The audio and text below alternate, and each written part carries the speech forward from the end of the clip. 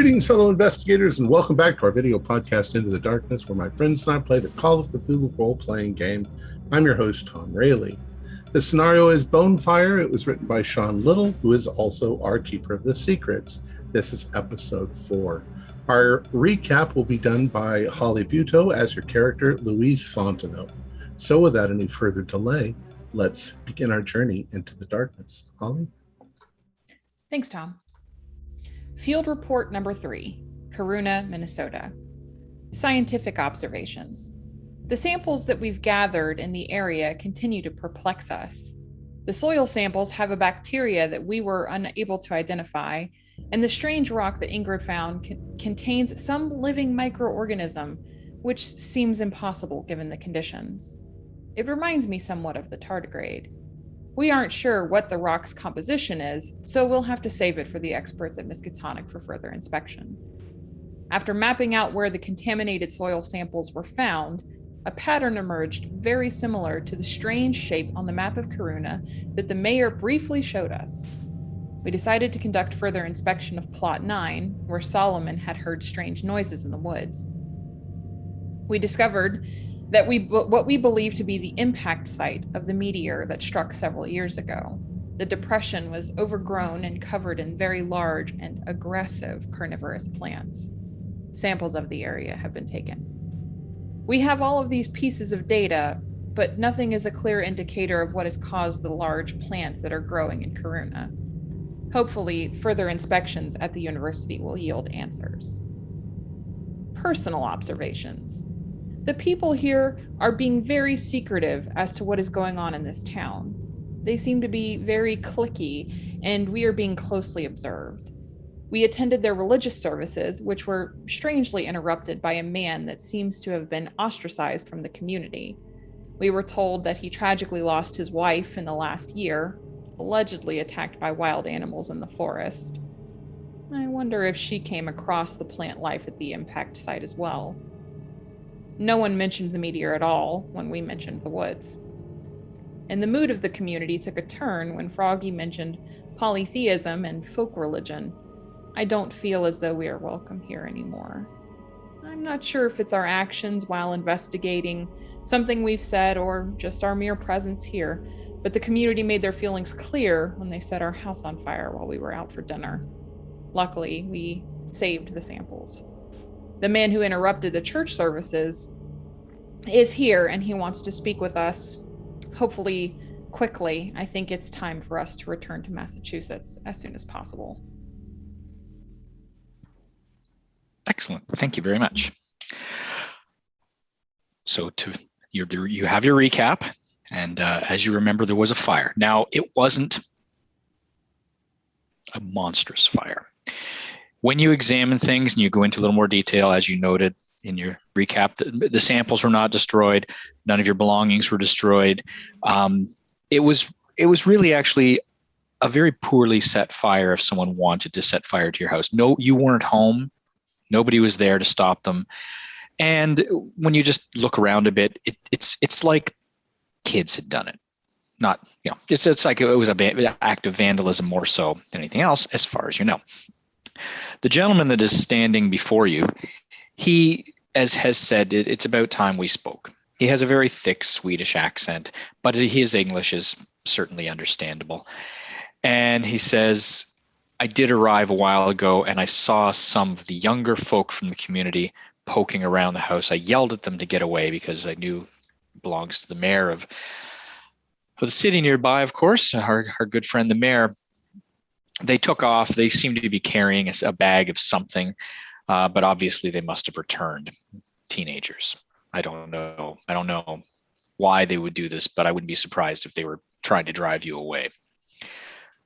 But I would recommend you continue researching as much as you need to research, because something awful is happening here, and I want to see it put to an end.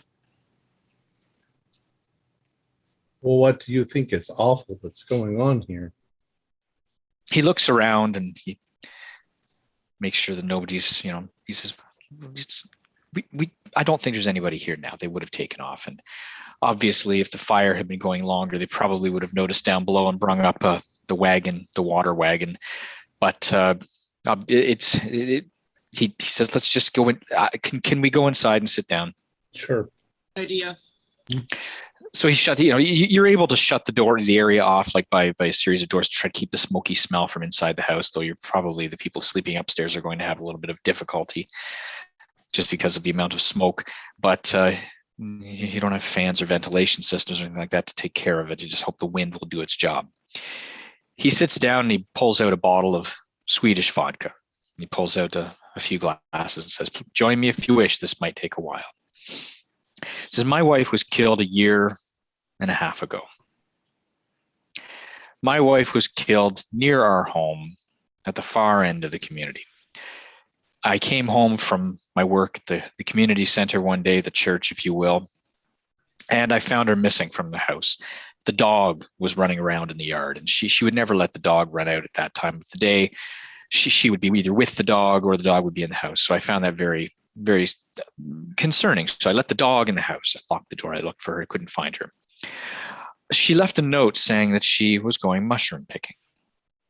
Kind of not the right time of year for it, but I thought, I think that's just her code word for going for a walk in the woods. So I gathered a lantern and I wandered off. Now, be known, 1 year earlier, there had been lights in the sky, as you probably have heard from the other university and from our good friend, the mayor.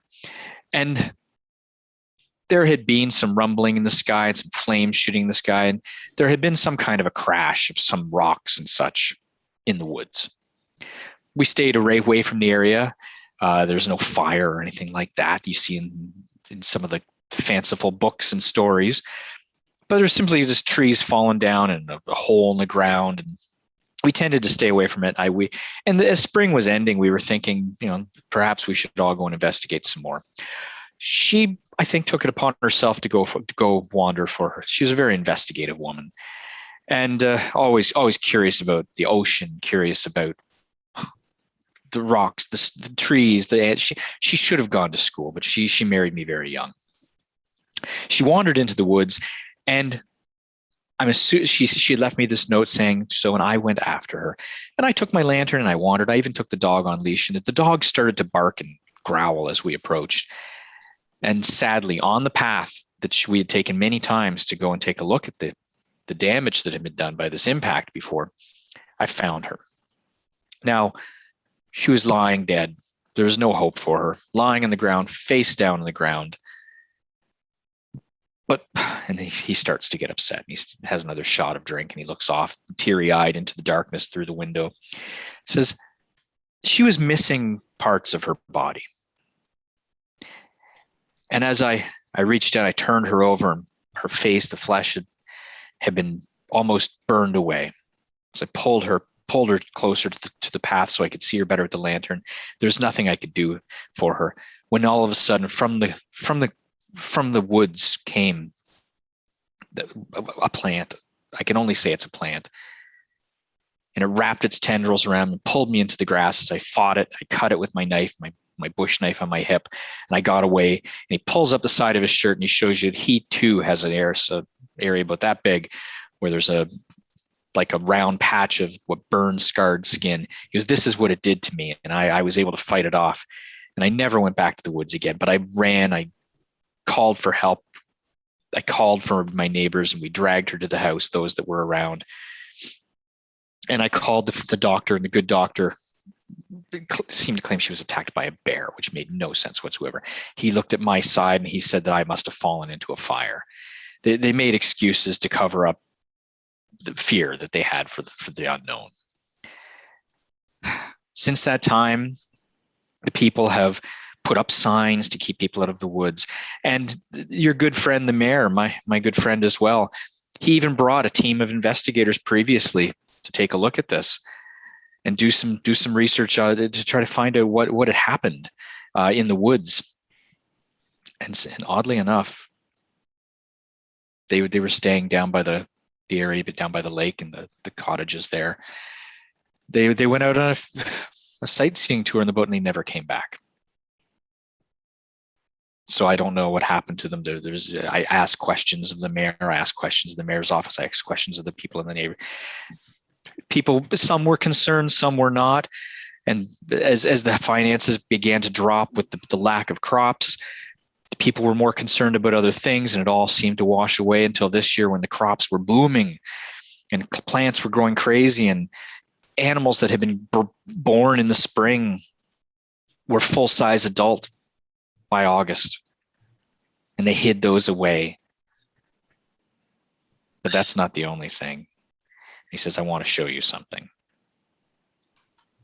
Before he does, can I make a roll for botany to see if I recognize the shape of that burn mark, like what plant could have caused that? Yeah, sure. Absolutely.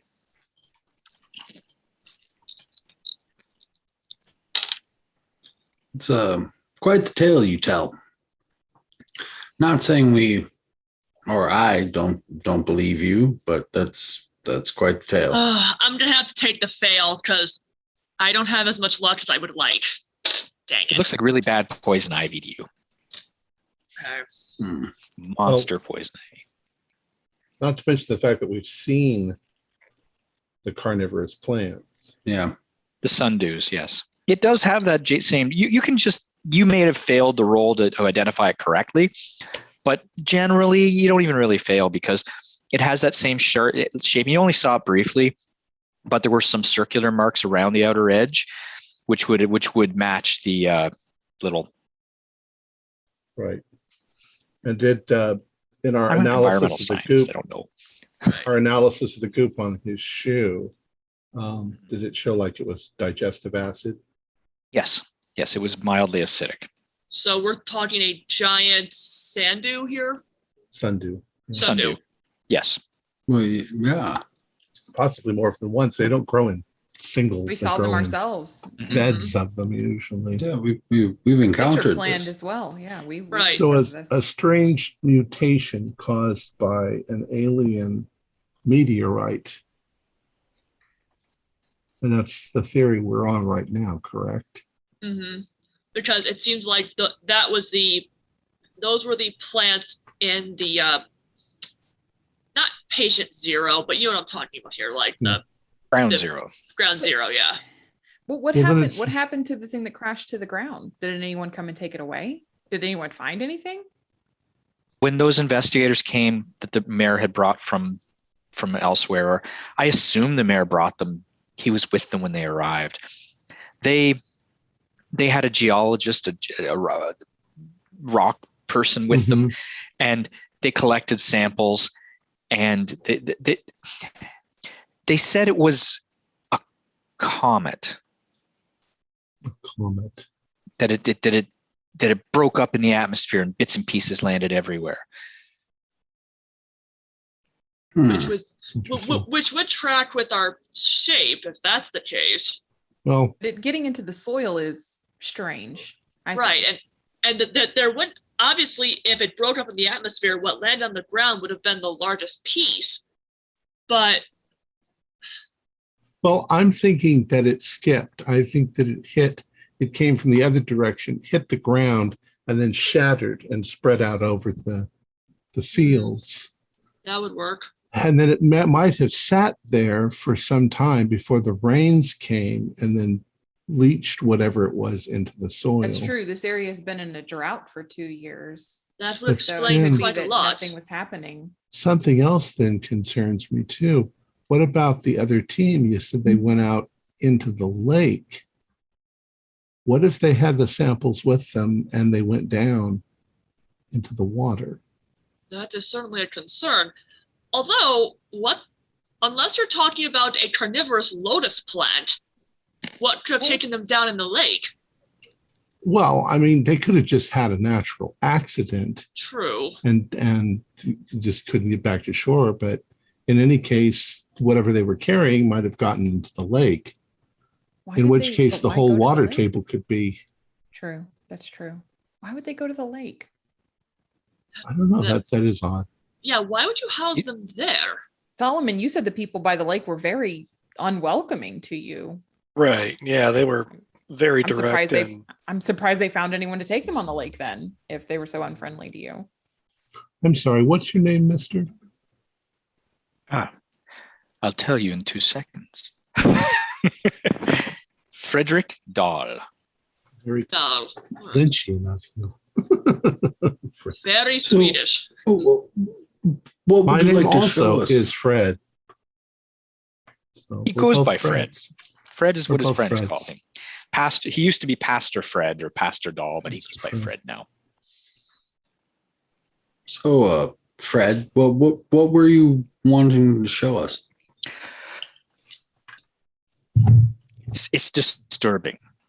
The ladies may not like what I show them, but It's if you would okay, like to dear. come with me, you're scientists. I know I've heard this, but still, I warn you in advance. He says we need to walk to the community hall. There are two buildings nearby the community hall, and you did notice he describes them. One is a warehouse, which is where they're storing all the produce that's going to be shipped out for canning. It's a cold warehouse. You didn't pay it any attention because it was just a big old building off to the side that said no trespassing. Trucks and wagons come up to it. Then the other building is, he said, I don't know what else we would call the other building, but I think you need to see what's inside it. And I guarantee you it will solidify your beliefs. Take us there. All right, Let's please. go. Yeah. Okay. He says, do you, and he reaches into his satchel. He has like a little, like a side pack kind of thing, like a carrier bag. He says, I tell you now, and he pulls out this pistol and holds it like this, like not like he's holding it threateningly. He says, I am carrying a pistol now, and I would never have carried this as a pastor, but I carry it now. And he puts it in his bag. I did hunt as a child in Sweden. I'm used to firearms. If you have anything of your own to protect yourselves with a knife or a club or anything. What are we going to need to protect ourselves from? There are some people in this community who are not acting the way they used to. If you haven't, well, you wouldn't have noticed because you're not from here. And these people are very protective of the crops and very protective of what I'm about to show you. They don't want anyone to see this. Well, Right. Wasn't there a gun in the little hidden closet? upstairs. Yeah, there was what looked to be It was like a shotgun or a gun. rifle. a gun case. Yeah. If you're saying that out Blink, loud, I'll blink, say blink, I've blink. I've Pardon? hunted my entire life. I know how to shoot a shotgun. Yeah, I'll show you where it is. I think it's probably time to. I grew up in Duluth. I'm not really a fighter, but I have a Right. pocket knife. It's better than nothing. Yeah, if there's a It's a shotgun, big pocket. I'll take it. Sean, can we go get the shotgun from Yes. that little hidden closet? Yes. although actually, well, I am a little bit better with guns than I thought I was, but still, there's only one shotgun currently. You can go to the cabinet upstairs. You pull it out of the case. It's an easy to open lock. I mean, you just pry it off the hinge. Doesn't require a check. And inside, wrapped in cloth, is a very well cared for shotgun and a very well cared for hunting rifle. There's a box of ammunition that contains ammunition for both. Awesome. I It's the mayor's hunting equipment. I suppose I can take the rifle then. You know how to use a rifle? Actually, yes. Good. I'm not good with firearms, but I got a knife. Neither am I. I can shoot, but Louise, did you say you wanted to take the shotgun? Sure. There's a reason I know about country folk. I come from country folk. I can shoot a All shotgun. right. me too. Hunting rifle damage. Is it a 12 gauge or a? The shotgun's a hunting 12 rifle? gauge. Yes, the hunting rifle is a standard like Lee Enfield type. Right, it's best. It's a That hunting would be rifle. 2d6 plus 4. Okay. Okay, and then range would be 45 feet. 45 feet. Okay. It- Thank you. The one thing I didn't open was the rules. Now it's open. I've got them on my wall. It's what I get for buying digital things is I don't keep them open. Like D&D, all those books piled up there. But the Call of Cthulhu, everything's electronic, Oh, so I wait. have to constantly remember to open them. I'm sorry, I was looking at some 45 feet for a rifle. Lee Enfield is 330 feet. Oops. Whoops. 340, and then And how it much? jams on a 00. And then what about ammo? Like how many? Lee before I Enfield actually- holds 10 ammo. 10? You've got at Okay. least 30 shots. Okay. Same with the shot. Shotgun's probably about 24. Okay. So 3 magazines each. You've got lots. It's just standard buckshot. So you gather your weapons, and he says, "Do you have any flashlights or anything?" Or I have a lantern. We That's all I have. probably have flashlights. We do. Okay. Yeah. I would assume you're investigating. He says, "We don't have to take the main roads." And he knows that there are, he said, around the outskirts of the Karuna village, at the edge of the woods, there's always paths that are used for people just walking in the area. So he suggests you go that way. So I'm going to bring up for myself a map. You don't need to have it for this unless you want to. So you walk down the path, you skirt to the left rather than going down the roadway that heads to the main crux. And you walk down the lot line almost to the village, almost to the buildings to the far left, and you skirt around them, past the community hall. You see some people on their steps or putting trash out or calling a dog that's outside or something. You don't see people wandering the streets this time of night.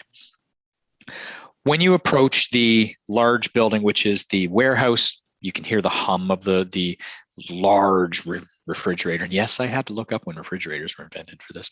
The large refrigerator units, they're keeping the food cold within the building, industrial size. And this is why it's kept at the far end of the community. It's very far off to the edge so that the hum isn't bothering people.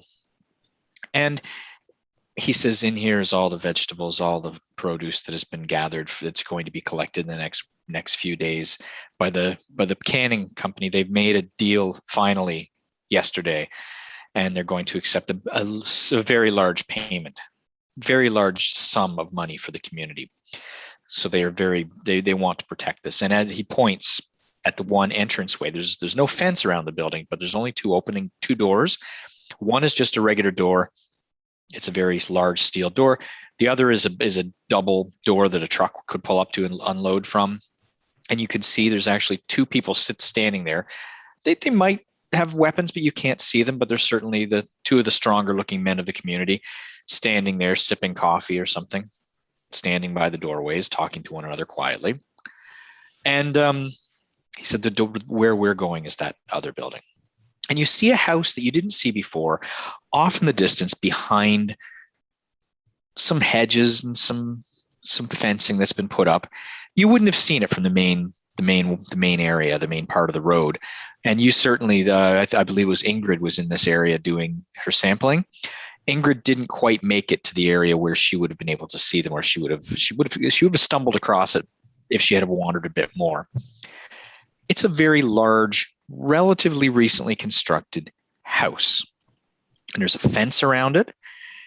And as you approach, you can hear noises from within. And it's the sounds of children and the sounds of female voices primarily, and children. And you see movements across, there's an upstairs. It's a very large house. And he says, come, go around the far side and you go across the fence. And he says, there's a box. Carefully, he says, help me. And he asks one of you to help him move the box over closer to the window. And he says, one of you should look in. I'll hop up on the box. Literally. And I'll sort of, Like a frog. I'll be standing nearby with my eyes open, in case something, wants to try and stop us from doing You're this. standing guard. Okay. And you're all very quiet and being very cautious, I'm sure. When you look up on the box, you peer, try to make yourself not seen in the light. Right. It is a very large, open concept, multi-bed bedroom. And in this bedroom, you see some what you assume to be teenagers, perhaps, walking around dressed in regular, bedtime clothing. And then bounding out of this one room with a towel wrapped around him, and this woman's chasing behind, trying to dry him. He must have just got out of the bath, you assume, is a baby. But the baby's about 5 feet tall. It is a large baby. So my what I relate back down to the people around me is it looks like the mutations are beginning in humans. The babies are way too big. How bad? Like 5 foot tall babies. 4 foot, say 4 foot. 4 They're foot like tall babies. A Running. meter and a third Infants. tall babies. Yeah. and they have the shape of a baby, but the size of a preteen. Yeah. They're That's only possible unless these produce were consumed while pregnant, probably, yes? well, or that they're being consumed now. I mean, maybe it doesn't affect adults very much. Maybe it's just young animals. That's why some animals have grown while others Yeah. haven't. Catches it early enough in its development. Maybe in the Because- water. Yeah, I mean, I can't. You wouldn't feed your produce to an infant unless you mash it or cook it. And that no, but They it could knew be that was going transmitted to through happen. breast milk. It could be the water. Yes. It could be in the water. It might not be the vegetables at all. What kind of place is this? They're keeping the children from view. Because Not all- Are all the children large? No, Is this- you have seen regular children when you were wandering around. You've even seen a baby or two. Perhaps it's a community of about 300 people. just some of them. There's probably, he says, there's probably about 5-6 people living in this house, children. I glanced over and asked him, where exactly were these families living? Do you know? Which lots? Various lots. I don't know. I haven't kept track of this. I just noticed. I found this. Do you Well, know who the parents are, possibly? I know a few of the parents. Yes, this is very secretive. They take turns caring for the groups of children. They come throughout the day. Various ones will take turns from their normal work duties to come and care for the children. I'm Is- stepping is- off of the box. I'm like, if somebody else wants to take a look, but why haven't they been concerned enough to call the doctor, take them to the hospital? Something's wrong. Have you met the doctor? I've not We seen don't one think we since you've been have. here. There's only one person with medical training in this community, and he's one of them. Hmm. Why the secrecy though? I could understand from us, but it seems like they're keeping this a secret from other members of the community as There- well. Is that true? There's a fracture in the community. Did you not notice at the service? Yeah. There's What the is- true Yes, believers. I understand that, but what's the fracture? All I What can is- yeah, assume I'd like- is those who are not of that group were to see this. It might be how they say the straw that breaks the camel's back. Mm. It may set them to leave the community and seek help from elsewhere. It's a very close-knit community here. They always, our belief is always that we can work together to solve any problems. But problems from within are not so easily solved. And some may feel this is not a problem. Large children, strong workers, who knows? How big is the fully grown child going to be, though? I mean, I can only guess. And 7, okay, 12 feet tall. for this is like a giant. for curiosity's sake, approximately how old did that baby look? Take a look. Aside from being 4 foot Be tall. careful. Just take a look. I sort of climb up on the bench and take a very quick peek and sort of get a gauge. You take a wild guess just looking at the baby that it's probably about 8 months, 6 months, 6 months old, 8 months old. You It's said it was just walking, starting to though, right? walk. I come Well, back, it's more. That's super early. yeah. I come back down, eyes Okay. wide, and I'm like, if I had to guess, 6 to 8 months. and it's already 4 feet tall. From the look, from the look of it, Right. yes. Maybe it develops more faster. Right. But from what I saw, it looked to be about 6 to 8 months old, not even a year, and it's already 4 feet tall. Gazelles can run, the day they're born, so to speak. Do you think the mayor knows about this? Our friend, the mayor, loves the community, but moved away because he didn't like the old ways. He Okay. wanted to be more modern. He wanted to help the people from afar. I think he is happy for the community's success this year. He wants to see it continue. And he is interested, but I think he's torn. Then why bring outsiders into this? Oh, the others or you? Us. Us, sorry. Yes, Why us. bring us into this? I think he trusts his brother. And if his brother trusts you, he trusts you. I kind of leaned down. I'm like, as much as I think this is fascinating, we should probably talk more about this. I would like to perhaps have this discussion in a bit of a safer area. Oh. I was kind of hoping, let's walk back. I was kind of hoping to study this a bit more, but I'm becoming alarmed. And I think that I'm seriously thinking that we should go back to the university, maybe in the middle of the night, so that they don't even know that we've gone. Exactly. I'm What afraid we they're know going now- to accost us. Let us get back to the cottage. Sir, please, I would feel much better if we were all together right now. And perhaps, as you said, Froggy, we should make our plans to depart a little earlier than we may have planned. I'm assuming they wouldn't ship out the vegetables if it were just the vegetables making these very, very large children. You'd think they'd want to keep that a secret. It must be a combination of factors or something that is creating these large children, the water and the food and something, the air. I don't know. And the age that they first take in the affected produce, Right. perhaps. With the children being as young as they are, the first exposure would have to have been in utero. How else do you explain it? Louise, you were concerned.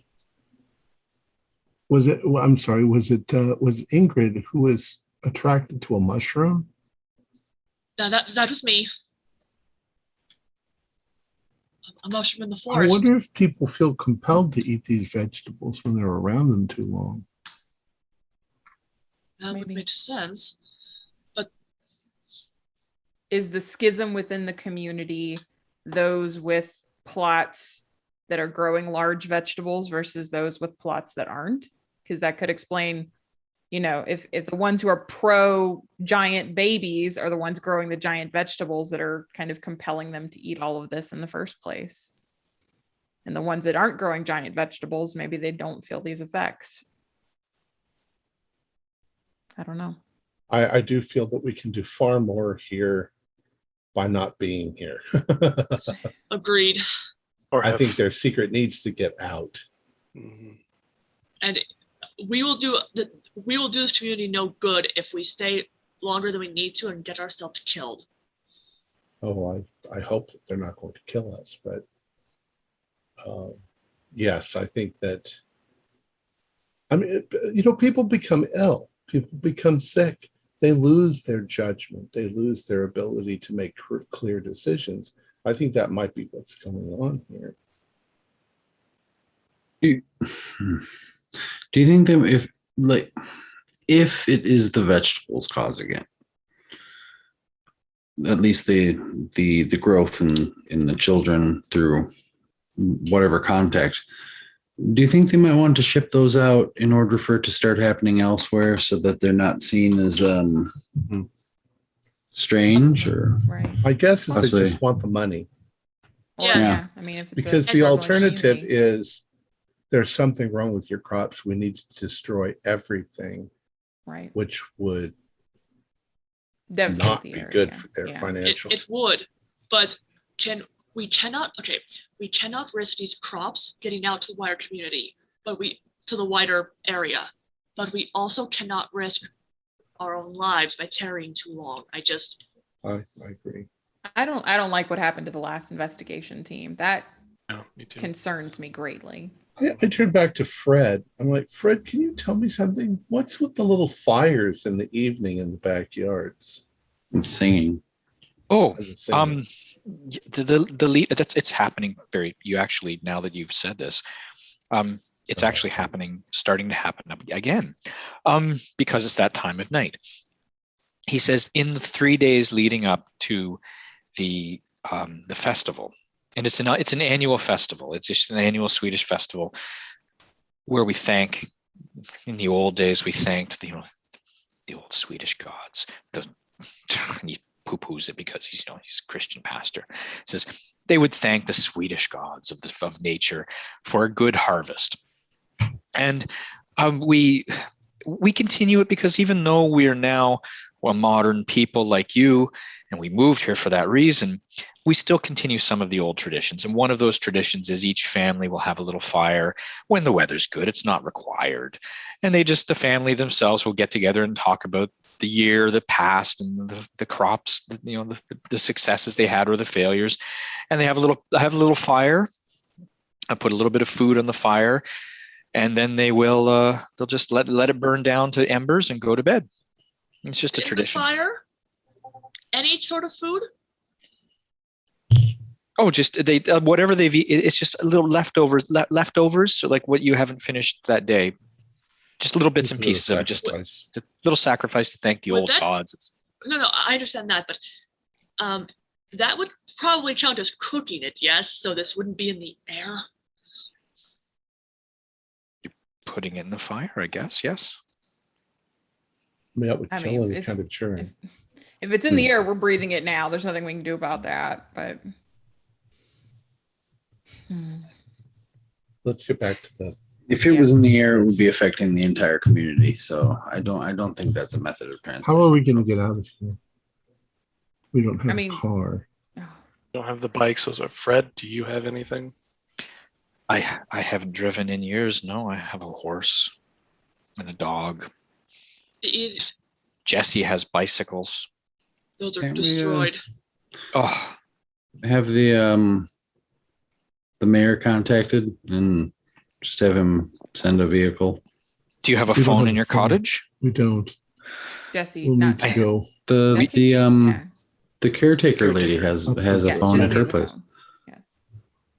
Jesse, yes, Mrs. Brown. Yes, she's very nice. It's now. You finished the meal probably around 7:30 or so. You walked down here. You spoke to him. It's probably close to 9 o'clock.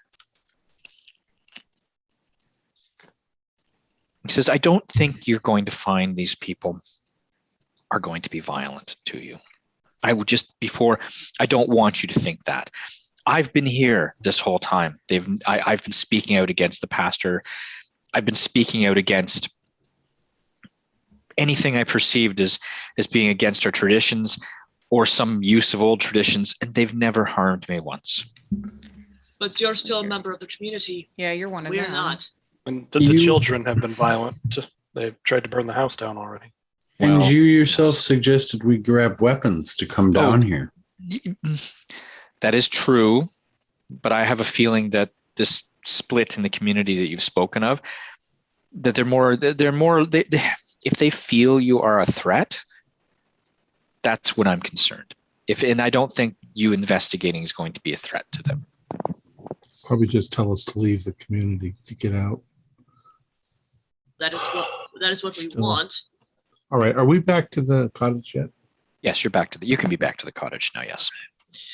I sort of glance over at everyone else. If you'd like, we should probably start packing everything we can and then take everything with us to Mrs. Brown's and call it from there. Not to carry that far. No, we'll just microscopes and equipment and you can't carry all that. One of us can call, and the rest of us can wait here. He can come and pick us up right here.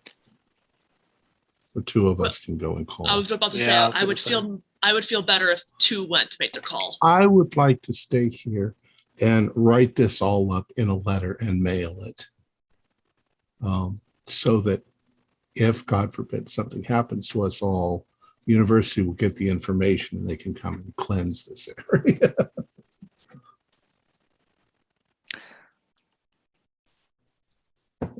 All right. And please, Pastor Dahl, I know you have your own home, but I would not feel right having you alone You've tonight. spoken with us. You might get in trouble. Well, you are probably right. My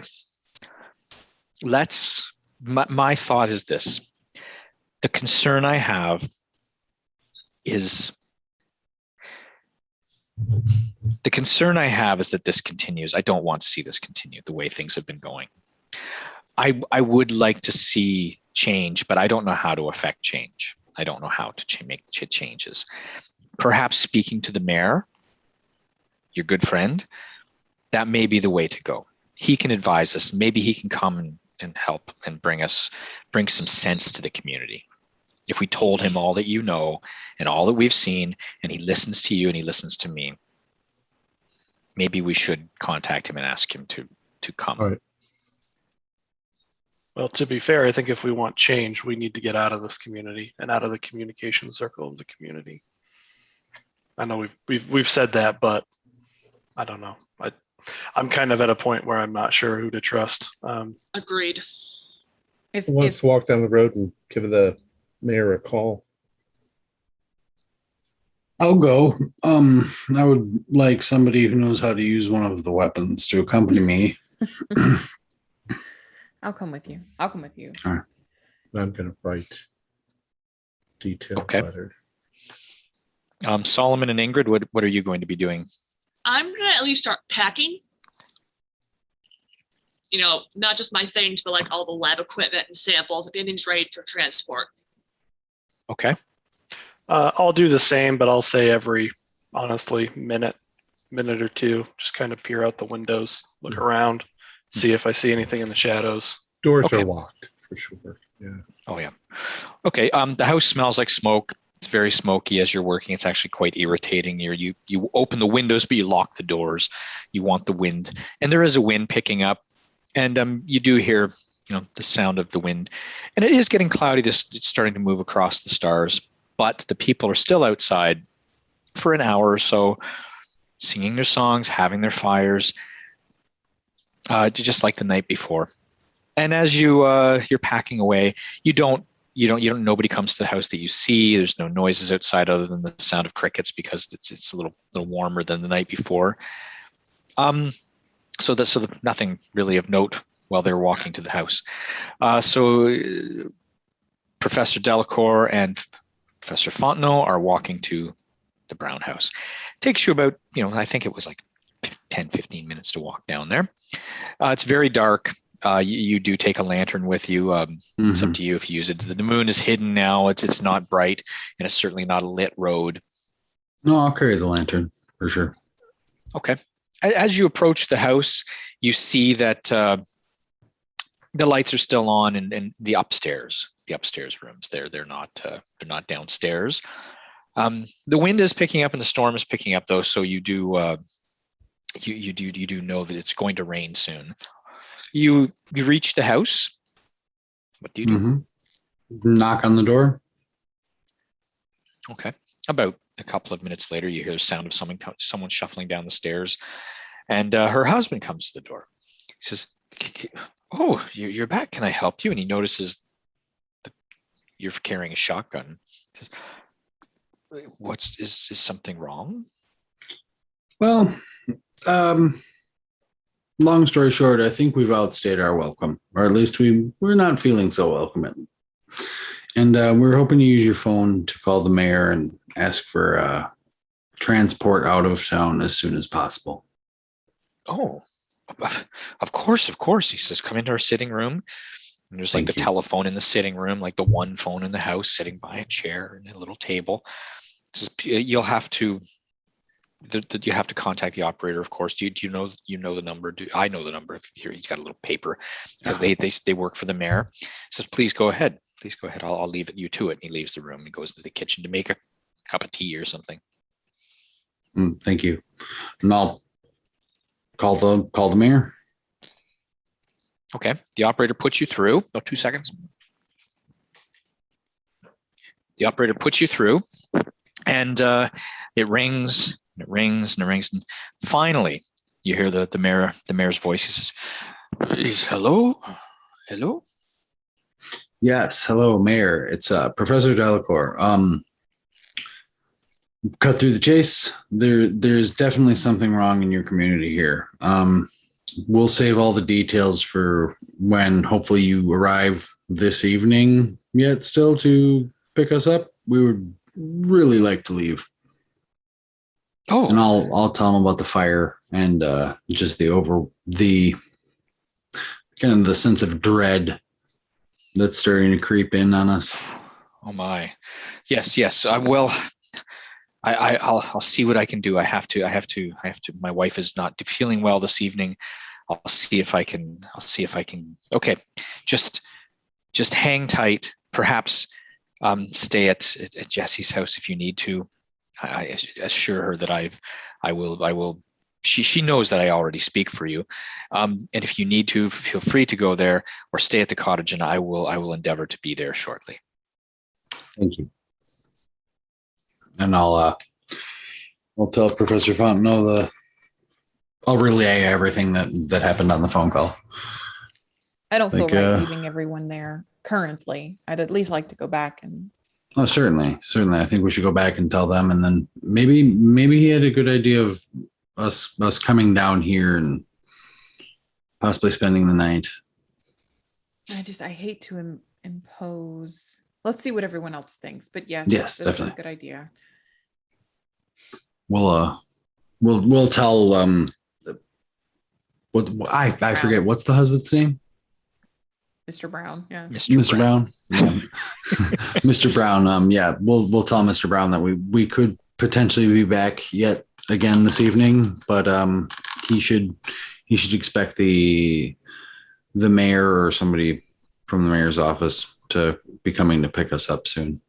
Oh, yes. If you're having trouble, that it makes perfect sense that the mayor could possibly send either he will come or he'll send a driver to come assist. Yes, I'm sorry we don't have a vehicle. We only have our bicycles and we walk. We tend to call for everything. Our nephew comes once every month. About the bicycles, and inform them that the community has destroyed their bikes. That was their bikes, right? It was, yes. The community destroyed them. Why would they do that? The same reason I assume they set our house on fire for. The house, and his wife comes rushing down the stairs and she's all upset. What happened to the house? How badly is it damaged? It's a minor fire. Yeah, minor fire. Yeah, more of a vandalism than anything else. But I think the communication, or what they were trying to communicate at least, was relatively clear. Oh, it's terrible. It's terrible. She says, well, just I'll be there in the morning to clean up what I can. But still, and in the meantime, yes, feel free if you wish to come here. We'll make space for you all. Thank you.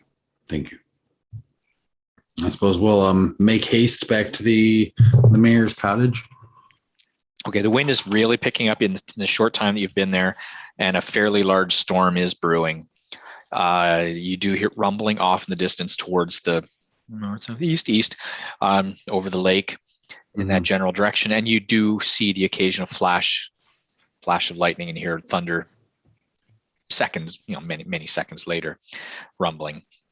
So it is coming your way. You get back to the cottage before the rain hits, but just as you come in the front door and you shut the door behind you, whoosh, the rain pelts down on the side of the roof of the building. You can hear it's coming down quite heavily now. We'll probably be here until the mayor comes. I'm not getting out in that, but I don't think anyone else is going to get out in it to come here to us, aside from the mayor. So positive. Yeah, we'll tell everybody what happened. The Brown household. They seem just as surprised. That is good, at least. Yeah, they're not a part of this community, so I think they would be surprised by that. Yeah. I'm just glad that he's coming. But just to be safe, we should probably confirm whatever vehicle comes that it is in fact the mayor. Yes. Well, We we met ran his him. car. We know Yeah, his car. we know him. Did you say that we were going to meet him at their house or here? Well, I assume that if we're not, they'll stop there first, and then if we're not there, they'll come here. This might actually be the first, depending on Yeah. distance and where he's coming from. We did. This is we didn't actually give the him a first firm on the answer. road. Yeah. Like this would be We didn't first, give and then him it a would be. firm answer. So. But he did suggest you go to the house, but if he sees lights on, maybe you don't know. So And we're still putting our stuff together too. So yeah, it takes you the better part of an hour to quickly pack all your things together. You get everything packed. You remember the last time when he drove you before, it was in good weather, just shy of an hour for him to arrive. So an hour passes, nothing. well, he's driving. He did say his slow, wife was so. sick. Yeah. And it's raining like cats and dogs outside. In the middle of the night as well. Yeah. And these country roads, they muck up with mud. You get stuck. I hope he's okay. Yeah, hope True. he's not stuck. But we'll just be patient and wait. If you guys want to get some shut eye and sit on the couch or whatever. Yeah, I don't remember if my room was upstairs, but I'll be sleeping on the floor downstairs if it is. Yes, I'm not sleeping up there with all that smoke. I'll sit here and read. Yeah. I'll do the same probably. Yeah. Okay. Another hour passes. It's now close to midnight. The lights are all the bonfires are all out now. Of course, the rain is coming down just like crazy, and there's lightning all around, and the wind is whistling. The smoky smell, it's kind of dissipating just because of the wind, but it's certainly you do notice that there's a sound of dripping because in the the area where the rain occurred, it may have burned through a little bit of the wall, and there's some water leaking in, but nothing serious, nothing significant. It's now midnight. You're all getting tired, but you're anxious. I hope some I of them do will fall not like asleep. this.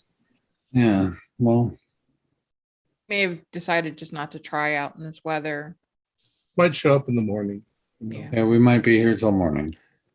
There'd be no way for us to know if he's stuck on the road anyway. I think I might try to just stretch out and Just at least relax. close my eyes for a little bit. Yep. Okay. Is anybody actively trying to not go to sleep? Yeah, Trying to I'll read. make some coffee. Try and stay up till Okay. morning. I can sleep on the car ride home. I thought too. It gets to 1 a.m, 2 a.m. There's still no vehicle. If you're planning to stay up longer, you need to make a constitution roll to see how successful you are at staying Okay. awake. Yeah, eventually I'm just like, whatever. I sleep, but I sleep with my rifle next to me. Let's say I got a 49 out of 50. So I'm kind of You're like, you keep turning back pages because you read a whole page, but you didn't read it. Let's say I got a 91 out of 55. So I just You're just sitting up and you're out. So I'll just say the evening continues until morning. No car arrives. The rain does stop sometime around dawn, and the sun comes out. It's a beautiful bright day. There's not a cloud in the sky. And with that, there's a knock at the door. get it. So I get up and I walk over there. Probably that wakes people up, but I Yep. Yeah, the I creaking of open the up floor. door. You open up the door. There are two young girls standing in the door. They are in traditional Scandinavian Swedish clothing, and they have a tray, and on the tray are some baked goods. Oh, And they say, "Good morning. We welcome you to the festival in Karuna today. Please feel free to attend the community hall at 9, 10, 10, 10, 10, 10. They argue for a minute. It's 10, 10, 10. If you wish, we will be having games throughout the day. We will be having food throughout the day, and this evening, a gigantic bonfire. And she says, I really like it. It's wonderful. I only seen it once in my life. She goes, it's so big. They built it all day. It's bigger than a house. Nice. Are those for us? They are. And there's more than enough for each of you to have more than one. They're baked goods. They're beautifully baked cardamom buns. They're warm still. Well, maybe we'll see you at the festival. Please do. Yes. Thank you. They said the community hall. Is that the building we went to last night? I'm assuming we would do that. No. The church / community hall is near where you were. You had to go much farther past it to the west. I always have to think I'm looking north. To the west. So you had to go farther west, far into the community to find these buildings at the end of the road, like an actual traveled road that's not part of the road system you saw. The bonfire is not there. And now that you look out into the off the deck, you can see that they must have been building it all night. It's as big as a house. It's this pyramid of logs and branches and sheaths of wheat at the bottom to help start it. And it's 20 feet tall. 5 little stakes sticking out of it. It's shaped like a man. You can see inside its head. No. None of it is wet? No, it's wet. It rained all night. It's wet, but these are big logs. I mean, the sheaths of wheat, you can actually see people still placing them. So they've obviously, the big wood they're not so worried about, but the tinder, as it were, is once is the nice gasoline hits it, it'll go up. Mm-hmm. It's going. Oh my God, I didn't sleep at all. I read this crazy story called In the Mountains of Madness. I want one of those cinnamon buns. Well, they're baked at least.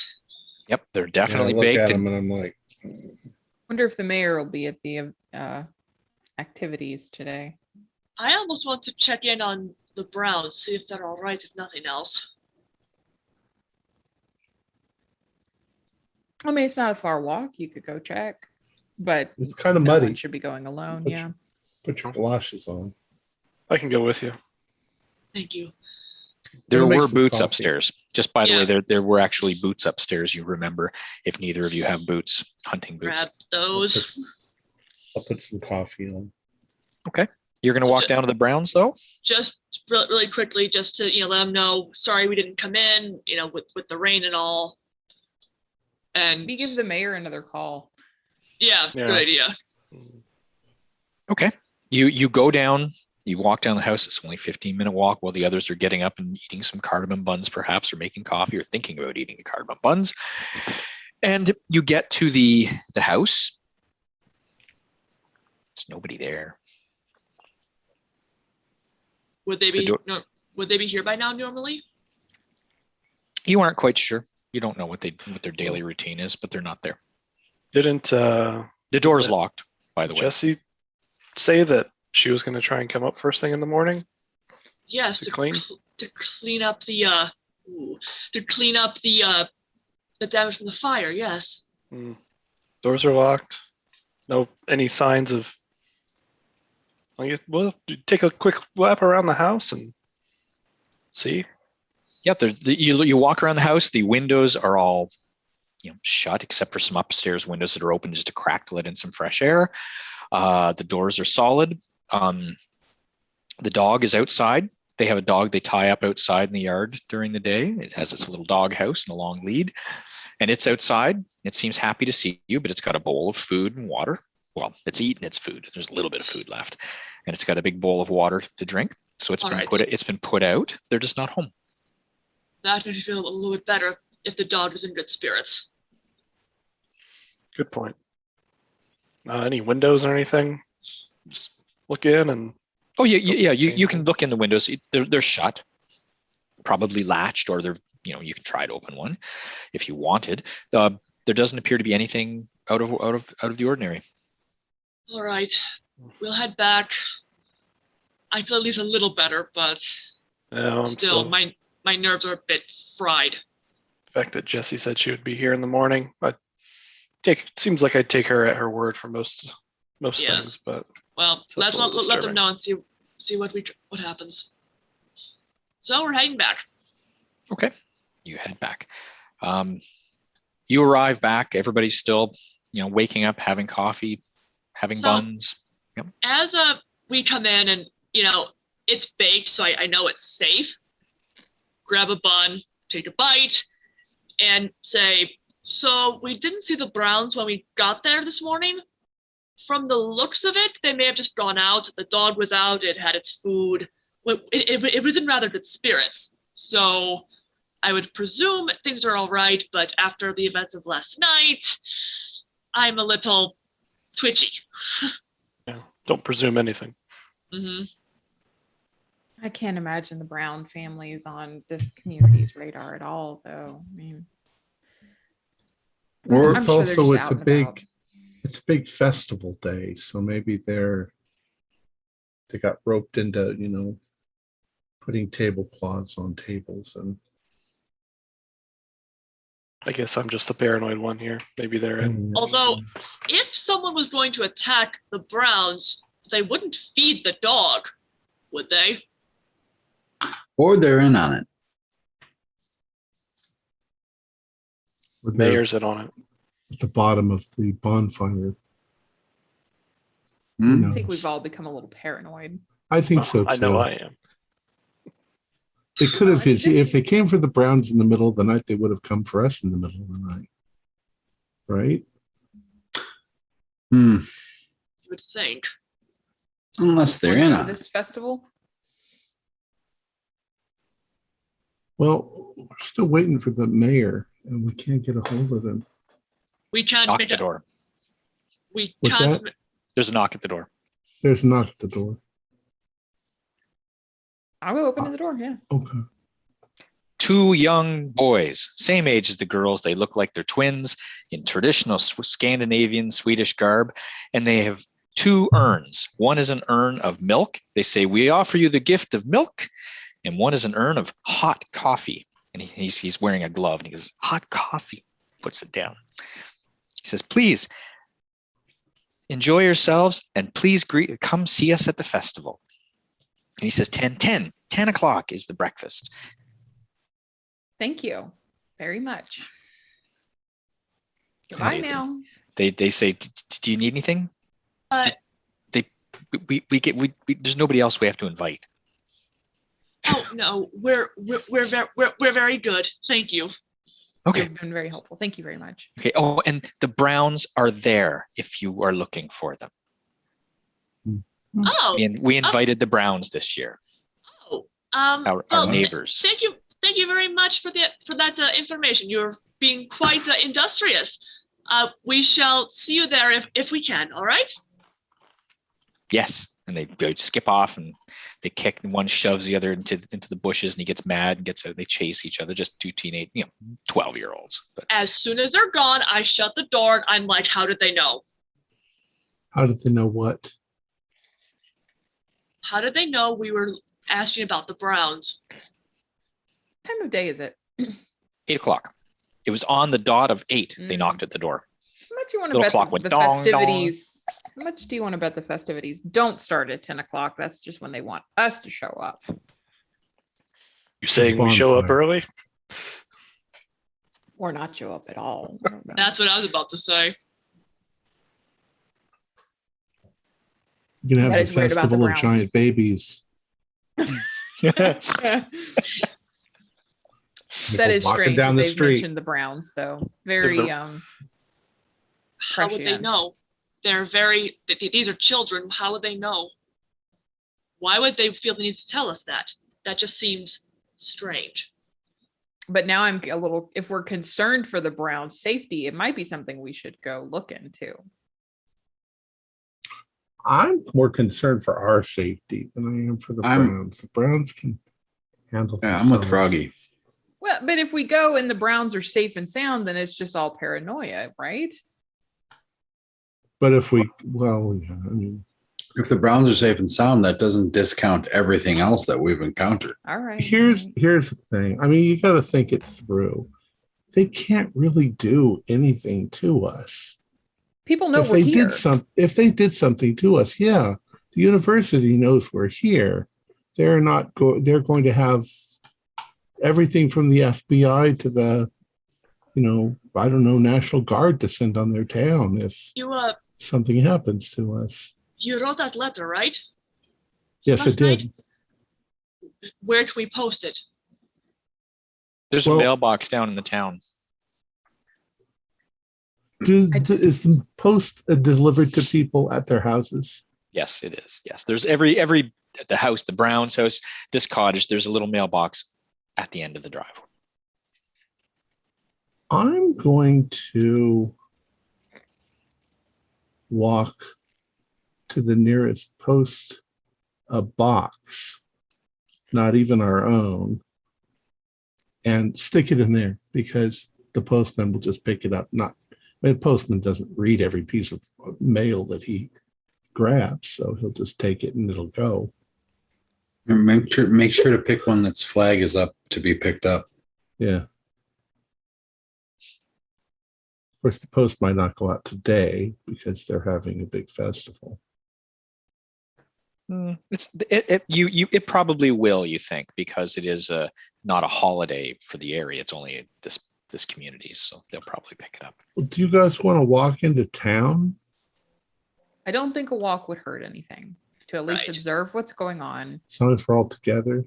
Yeah, Yes. all of us. And I'll put it in the mail. I'll put it in the post box in town. That's sweet. Go. All right.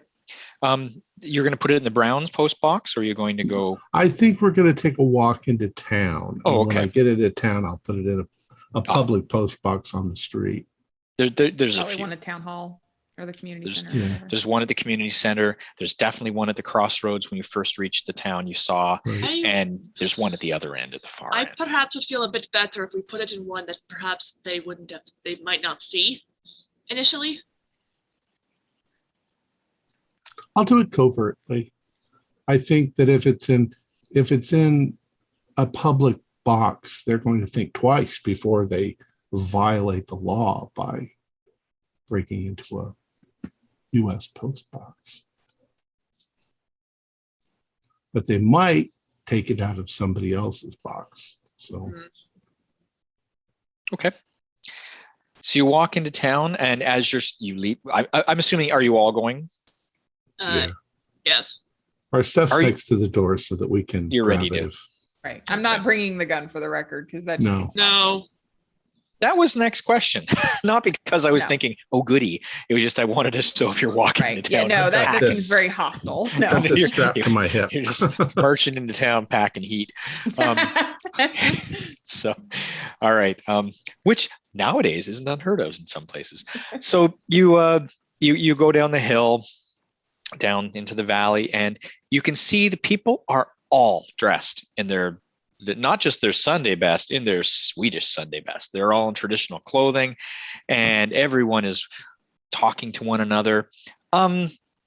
Even without a perception roll, you do note that there is still the slight schism, as it were, in that there are still some people who are talking only to specific others, but generally everyone seems to be in a festive mood.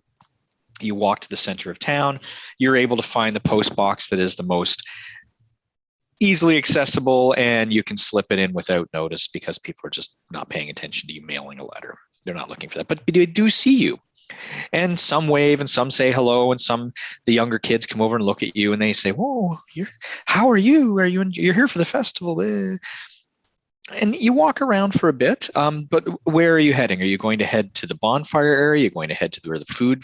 There's a tent over by the community hall where there's the breakfast is being set up for people. They have Kind of some like to see the big bonfire, what they're planning. Okay, excellent.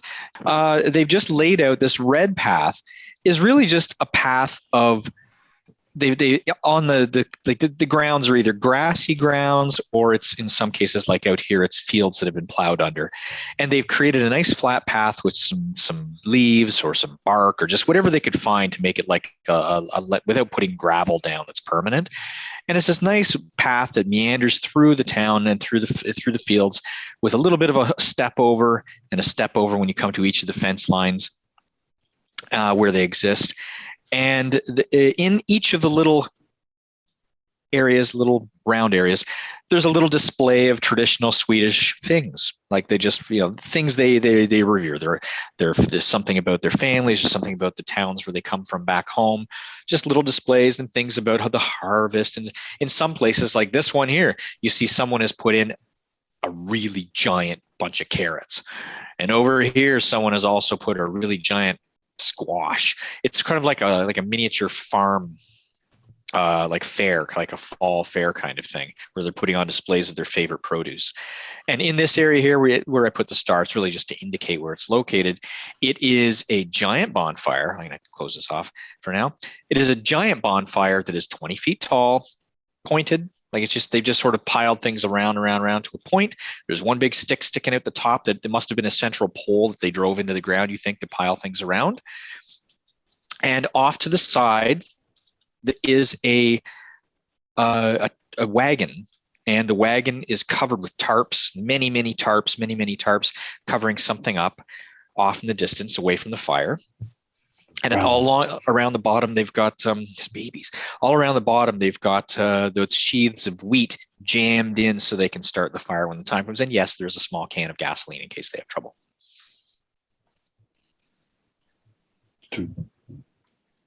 What's under the tarp? Do we see the Browns? You haven't yet? No. Are there lots of people mingling around the bonfire? Are they still building the bonfire? There's some people there putting finishing touches where they're hanging like laurels of flowers that have been woven together into chains around the base of it. They're making it very decorative. They're just with natural ingredients. Natural things like plants and such, and dried leaves and twigs and stuff. So is there anybody over by the tarp covered cart? There's one old guy sitting on a chair a little ways away from it. He's, carving something and then whittling away at a stick with a pocket knife or something with a pipe in his mouth. I'm going to pretend like I'm looking, admiring the big giant of bonfire, and I'm going to side over to where he is. Okay. And as I get over there, I'll just say, "So what's under the tarp?" He says, "Oh, you be an outsider." No, he doesn't say that. He says, "Hi, outlander." So he just says, "Oh, you're not used to our customs, are you?" He says, "Well, no. I'll tell you if you're really interested. In the old days, in the olden times, when we had a great harvest or a good harvest, a good year, we would have a bigger than usual bonfire. And as you can see by this one, it's bigger than we've had in many years. We didn't even have one last year. There's nothing to be thankful for. And in the old days, and this is just a tradition we carry on, in the old days, we would thank the gods of the forest and the gods of the land for providing this bounty. And they had to share in the bounty too. And he walks over to the tarp and he says, "You can take a peek." And he lifts up the edge for you to see. And inside you see what looks like white logs. They're very long white logs. And you look a little closer and you smell something you recognize. It's the smell of meat. And inside, you realize what you're looking at is bones. It's animal bones with still meat on them in some cases. And he says, "Got to keep it covered up so it doesn't smell too bad before it gets to the fire at nighttime." He says, "That's why we call it a bonefire. You guys call it a bonfire." That's where the word comes from. Oh. Well, it should smell good once they start cooking. Oh, it does. It does. And the marrow. Oh, the marrow. If the gods leave any for you to eat, you can try it yourself. And he laughs. I'm not sure about that, but the gods won't show up. up. Well, thank you. I'll see you when the fire starts. I'm kind of curious though. The flowers and plants that they're decorating this bonfire with. Mm-hmm. Do I notice that these plants are any bigger than they should be? Yeah, actually, like you see daisies, things, just your standard fall flowers that last into the fall. They're bigger than normal. Like a flower this big is now this big. They're not giant friggin', not sunflowers the size of, people, but it could be. Okay. But nothing that looks wild? Oh, nothing alive. Right. No. So, right. And I tell everybody, I say, so it's a bunch of bones, animal bones. They, I guess maybe that's where the word bonfire comes from. It's really bonefire. They throw those on, something for the gods. Does that ring any bells? I do have contact with old Swedish immigrants. I would say that you don't have to roll for that. You heard the term, you heard them say bonefire, and you just thought they were mispronouncing the word. I grew up around a lot of Swedish immigrants, and they, well. This is starting to feel more and more like nothing at all. That we've just been paranoid. Especially if the old man there just let you see what it was. I mean, I almost jumped out of my seat right now because of Roy. What's that behind Roy Delacour off in the woods? I know. Every time he turns his head, there's this creepy figure in the background. I saw that a while ago, and I'm like, don't react. Don't react. I'm on camera. Maybe he is outside.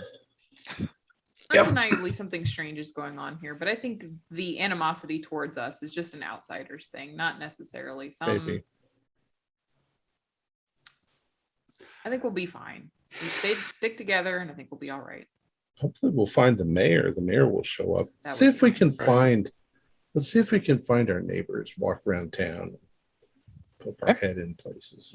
Yeah, sure. It is getting close to the time, and people are starting to flock towards the tent. Is there hooch visible? Food. Also, Fred. Hooch. Do they have some sort of some local spirit that they make up, some Swedish backwater gin they have at the festival? Unfortunately, this isn't Norway, or there might be a possibility of aquavit. But other than that, if you were to ask around, you might find something. Yes, I think I would, because at this point my nerves are shot, and I would like. It's like if I see any old timers like pull a bottle out of their jacket or anything, I'm gonna be like, hey. Yeah. It's a little early, but let's just say that as it approaches noon, you would definitely see that. Yeah, especially in this situation. People are starting to flock towards the tent. However, there are tables set out in the tent. The sides are open. It's a beautiful sunny fall day. You can smell apple pies. You can smell pastries. There's coffee. There's drinks. There's juices. Whatever. There's all kinds of food that is breakfast related and traditional and non-traditional foods. As you approach it, you're all looking around, and yes, you do see the Browns. They're sitting with the pastor. We possibly see Pastor Fred somewhere. The funny thing is, I can't remember what happened to him. He was with you, and then he just kind of. He was staying with us at our place. Let's just say he slept in. He slept in. He said, "I'll meet you there." I had a rough night, but yes, he arrives too, and he's wandering around, but he's looking a little distraught. He's concerned. He looks over at the bonfire, and you see him over in the distance looking at it and looking at the wagon and having a discussion with the guy at the wagon, because he's not really into the old things. He has connotations of pantheism that just don't settle with him as a pastor. Not okay with the pagans, is he? Not so much, no. Well, it's a matter of protocol. Should a Christian pastor be associating with people having a pagan festival? Yeah, whether he approves or not, it's still. Anyway, I guess maybe we're all just a little paranoid. I'll have some breakfast. Okay. You can certainly select cooked food if that's a question anyone has. Yeah. There are cooked foods. There are fresh foods. There's coffee. There's tea. There's water. There's milk. All kinds of things. I mean, if you think about it, what we're here to do is to find out what's making things bigger, and possibly to exploit it if it's perfectly safe. We don't know that it's. Well, we do know that it's making babies big. Might be a combination of environmental factors. It may not just be the food. The food may be safe enough to ship out. We just don't know. And it might also be something that they can isolate and make into a fertilizer that makes the plants grow, but not the babies. Still, I am going to stick to the. This is not me talking out loud. Despite all this, I'm going to stick to the cooked food. Yeah. And if that was just some pranky teenagers doing that last night, maybe there's the hostility that we imagine isn't really here. We get that sense of like people staring us down like we have in the past here as well.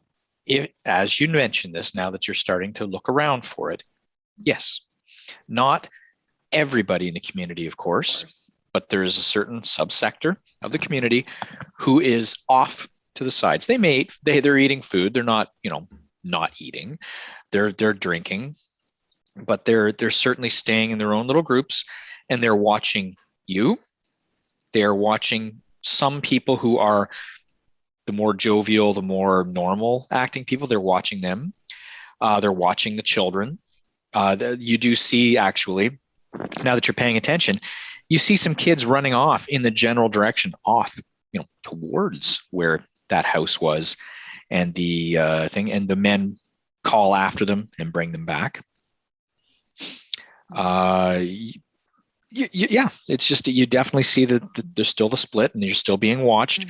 Mm-hmm. And a little while later, as it gets closer to you're finishing your food, it's getting close to 11 or so. A car drives down, and who arrives but the mayor? Excellent. And he pulls up, and he pulls his car into like someone's driveway, and he says, "Do you mind?" And they, no. And he walks over, and he says, "Oh, I'm so sorry, everyone. My wife was not well. She was not well. She's better this morning. I had to call the doctor, and with the storm, I just wasn't able to. And I wasn't able to get a hold of you. There's no way to phone you. And so I should really have a phone installed at the cottage." We figured it was that. So, have you had breakfast? You enjoying yourself? Yes, delicious. Very generous community. I looked at the fire. It seems a little irritating. I'm going to find out who did that, or at least try. Oh yes. Pastor Fred, ex-Pastor Fred, said that it was teenagers. No. So, interesting. What is involved in this festival, Mayor? Is it just the giant bonfire is lit? Is there something else to it? It's like a fall fair, an autumn fair, a farmer's fair you'd have in any small community. They have games. They have any points. They have the horseshoes, and they have some other games that are similar. They have contests for strength. The rope pulling thing, the tug of war thing. He describes a number of games and events that occur. There's a contest for the largest vegetables, which he laughs. He goes, "It's going to be a fun day for that." But yeah, the best cattle, the usual things. And it's definitely turning into that. You see there's definitely areas in the fields that have been roped off, and you see an area where there's some really big cows. And then there's another area where not all cows are big. I mean, there's some cows and there's a few really big ones. There is an area where there's chickens, they're groomed and just cared for. It's a typical fall fair. Mayor, we need to talk to you a little bit in private. Do you have like 20 minutes? Of course. So he just says, he points over at like a little tent that's being used to store chairs. He goes, "We can go over there if you like." Yeah. All right. So what we're going to do is we're going to go over there and tell him everything that we think and suspect. Are you all going? Oh, yeah. I am. Yeah, I am. I will tell him Okay. that that's About the big kind of the babies? reason why we want out of here. I'm Well- sorry. Right. Do we tell him everything, like the large children, everything? I think so, we Roy? need to. Okay. Mm-hmm. He is the mayor of this place. This, We don't need to tell him that Pastor Fred showed us the babies. Okay. Yeah, we Now, don't want to get that him any being- further. Right. And also, I just remembered he also put on his note to his brother that something was wrong. So, Right. We also think there's something wrong. There's definitely a distinction between some people and other people. absolutely.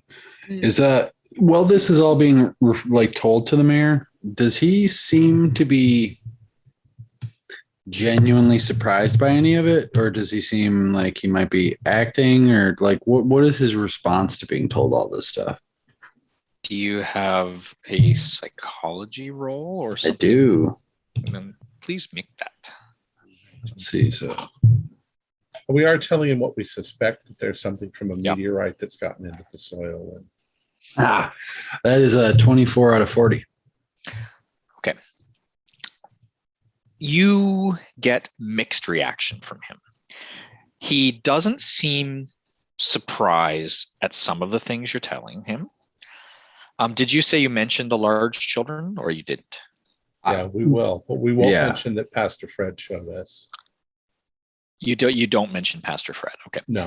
So he doesn't, he seems like, oh, really? Oh, like he's kind of putting it on a little bit. But when you mention the children, he goes beyond that, and he becomes a little bit worried. You can see an apprehensive look on him, and not just a, oh my gosh, that's a terrible thing, more of a, oh, like that's not something he expected you to tell him. Like we weren't supposed to find that out. It's hard to read. But you do get the sense that the rest of it, he was like, oh, you've investigated that. You've heard, oh, yes, okay, that's good to know, good news. And then when you told him that, it changed his attitude a bit.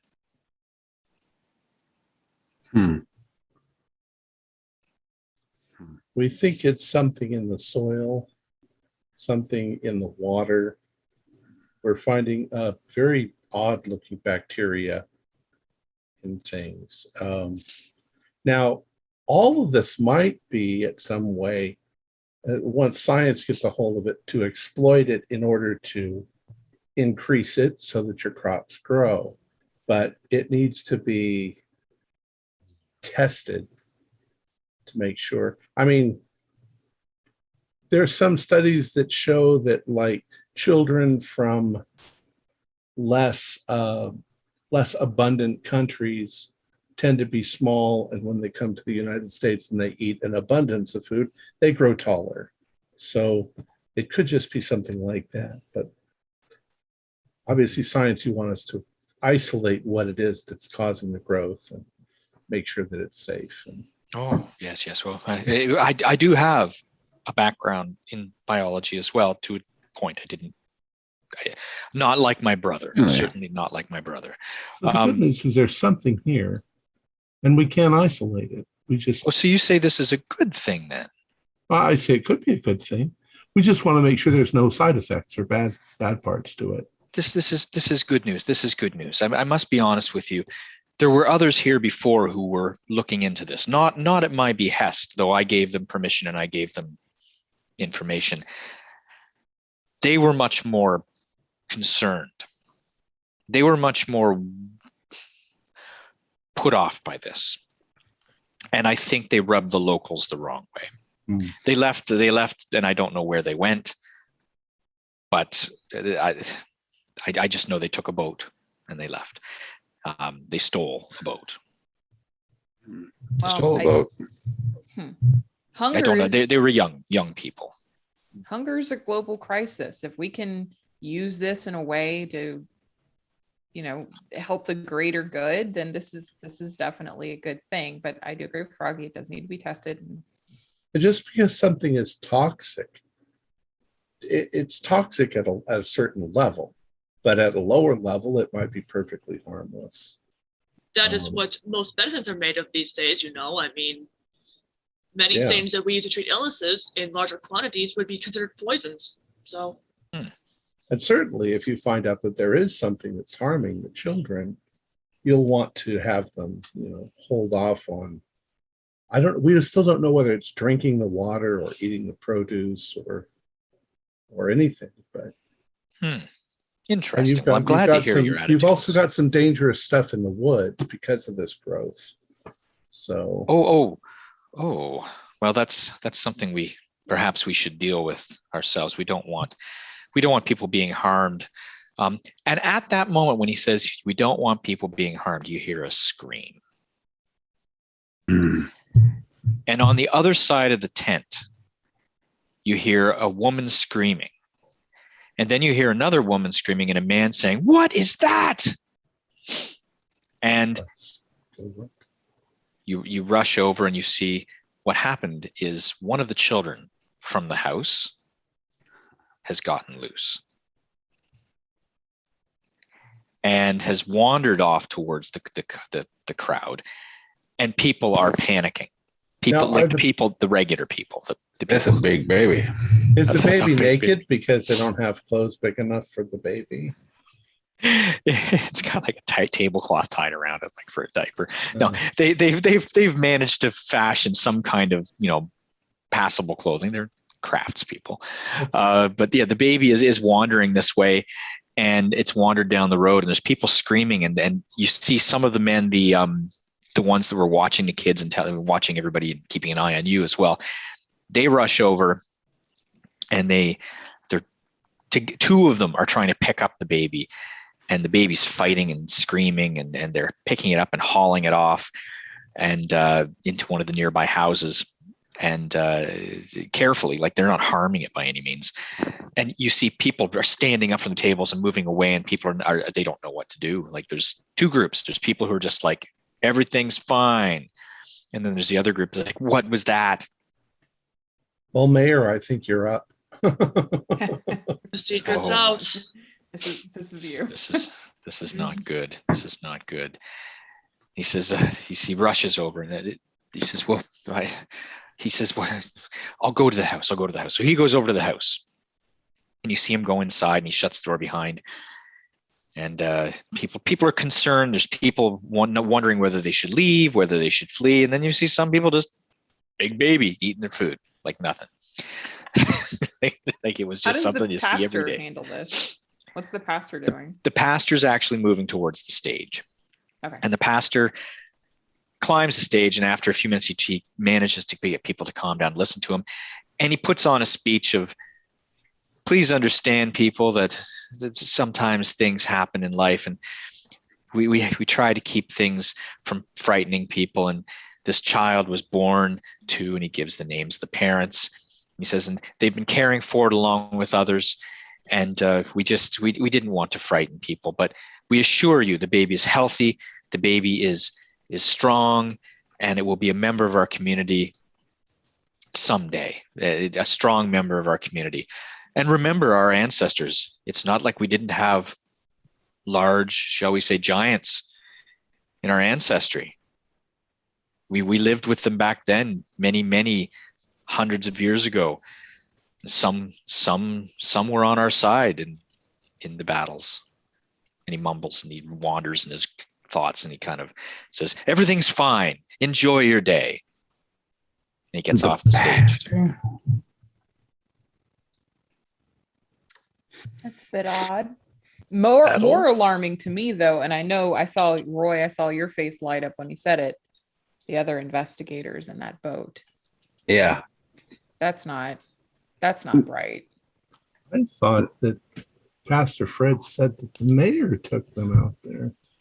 Yeah, and then the mayor's saying he said they stole a boat And disappeared. and didn't know what happened to him. His story's not adding up, but at least the secret is now out, and it cannot be pinned solely on us. I lean forward and say, based on his reactions to what we were saying, I don't think any of it was much of a secret to him. I think he was keeping it a secret. But he mentioned that the previous investigators did not agree with him and some of the other, and then they go missing. I kind of realized that might be a danger. That's why I promoted this as a positive. Exactly. I called what you were doing. That's why I made the poison comment. Might this be our opportunity while the mayor is in the house over there? Did he leave the keys in his car? Is he in our house? Like the house we're No, staying no, in? no. He went to He's the in baby just a house. nearby house, the baby house. He's at the not baby the, house. Okay. not the baby And house. It's a regular house. He is incredibly distracted right now. Incredibly. Yeah, but do we distracting. want to steal his car? At this point, if it is steal his car or lose our lives, I can deal with a little theft. Have we really gotten anything that would make us think our lives are in danger, though? He None of killed you the even previous need to make group a of roll. investigators. The other so- investigators. That is. Well, That's but the only is thing that stood out to you. You haven't been considering threatened. considering the giant baby that just got loose, a lot of these people had a negative reaction. That would mean that they're not part Where? of some conspiracy either. If they got rid of us, they'd have to get rid of them, and they'd have to get rid of all the people that would show up wanting to know. So I suppose we stick around the people we saw had negative reactions to all of this. Or maybe we should go up to one of the ones that we think knows what's going on and just say, look, you might as well tell us what's going on. Yeah. I mean, what's going on? I mean, there's no hiding it now. Everyone knows. Right.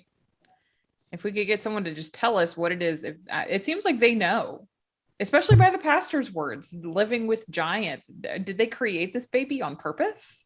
Well, maybe it plays into their mythology. It could very Are well. giants in Swedish mythology?